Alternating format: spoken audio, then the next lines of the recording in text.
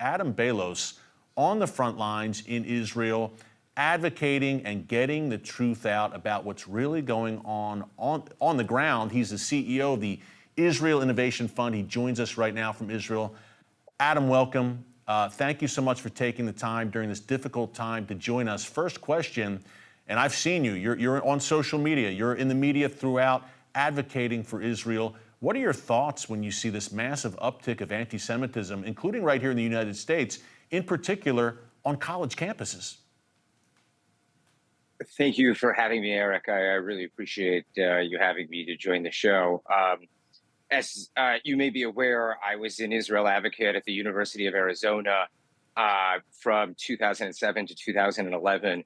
And one of the things that was very difficult for me was that I was quite ostracized from many people of the Jewish community because I tried to sound the alarms of what I was seeing and the organization and the radicalization of the radical revolutionary socialist left to the BDS movement and to the pro-Hamas movement. I'm not surprised by any of this at all, actually.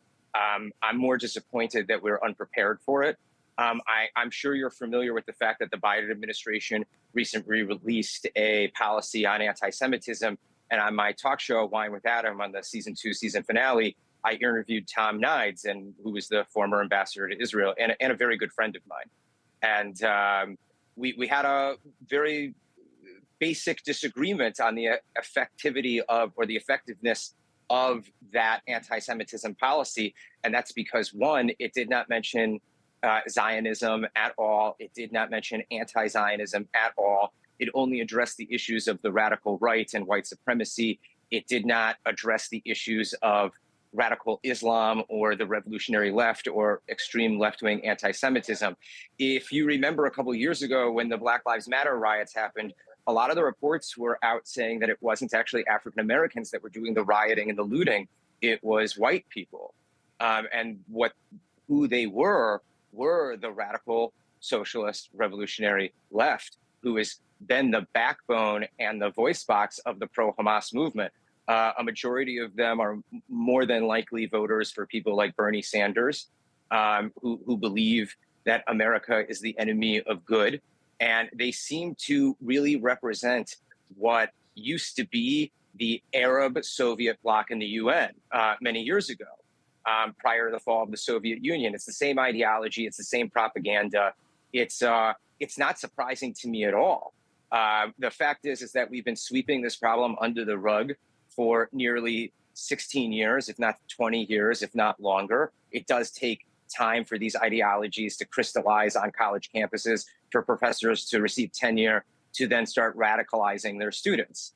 So when it began, the modern Hasbara movement began, the pro-Israel movement began after the Second Lebanon War. And that is when you started seeing these protests on campus. So I don't mean to sound bleak or rude or to disregard any hard work by any organizations that have been done, but I very much feel everybody for the last 20 years has been very focused on inclusiveness and trying to get everybody to like Israel instead of just defending Israel for what it is, and also acknowledging the fact that there was a major anti-Semitism problem brewing across the United States. It's not like 1939 Germany just came out of nowhere.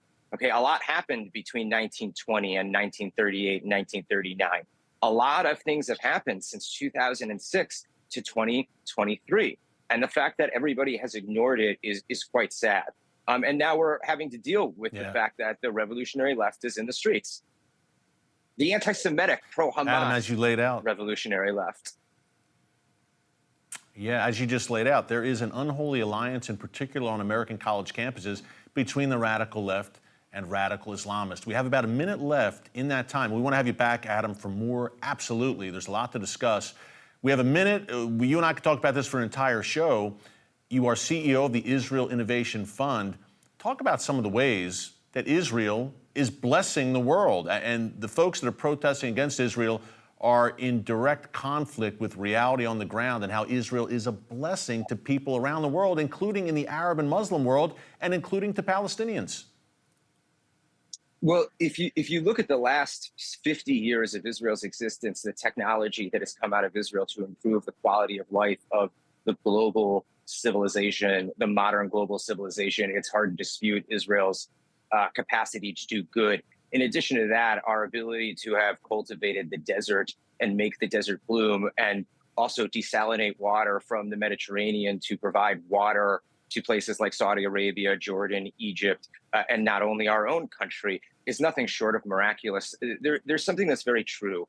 Israel is the beacon of the post-colonial developing world, and that is for one reason and one reason only: the philosophies of the Jewish people and the absolute inextricable, the indivisible bond between the people of Israel and the land of Israel, and the capabilities of the Jewish people when they are in the land of Israel, and the amount that they can accomplish for the world. And not only that, just simply being the liberal beacon of democracy from a region of darkness, I think, is probably its greatest achievement. But I feel that what we've brought to the world in terms of medical advancement, technological advancement, and not only that, agricultural advancement, no other country has advanced the way that Israel has, and advanced the world forward. You can't even use your cell phone without modern Israeli technology. It's just not possible.